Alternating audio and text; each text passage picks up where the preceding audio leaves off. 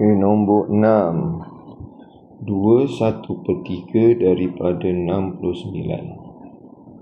Maksudnya apa? Kita akan buat operasi darab. Iaitu apa maksudnya? 69 ni ada 2/1/3 kali. Maksudnya 69 tu ada 2 kali, 69 tu ada 1/3 kali. Tu maksudnya. Jadi operasi darab lah.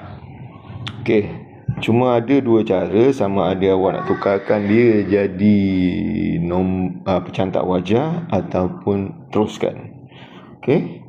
Baik, contoh maksud saya begini. Cikgu macam ni. Maksudnya katakan cikgu buat cara biasa dulu. 69 darab 2. 18 138. Dah. Satu lagi, 1/3 darab dengan 69. So maknanya ni pentingnya tu lah yang cikgu cakap sebelum ni. Ia kena hafal sipir. So maksudnya dia nak cerita apa kaitannya ni? Maksudnya dalam 69 ni 3 ni ada berapa kali? Tertukar reverse soalan, reverse ayat. 3 ni nak jadi 69 berapa kali? Jadi kita boleh buat kaedah pemansuhan ataupun kaedah bahagilah.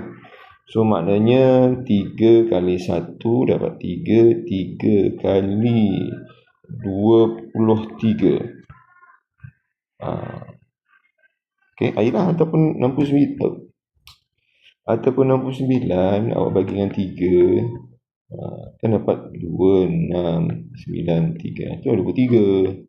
Jadi apa nak buat? Tambahkan balik 138 tambahkan dengan 23.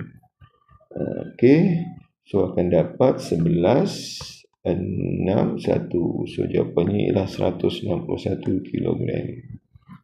Boleh? Itu cara biasalah. Tapi kalau awak nak tukarkan dulu pun boleh. Akan dapat 7/3. So 7/3 ni lah yang akan kalikan dengan 69.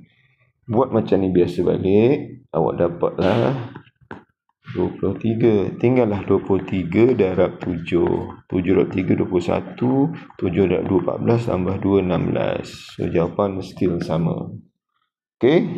Alhamdulillah.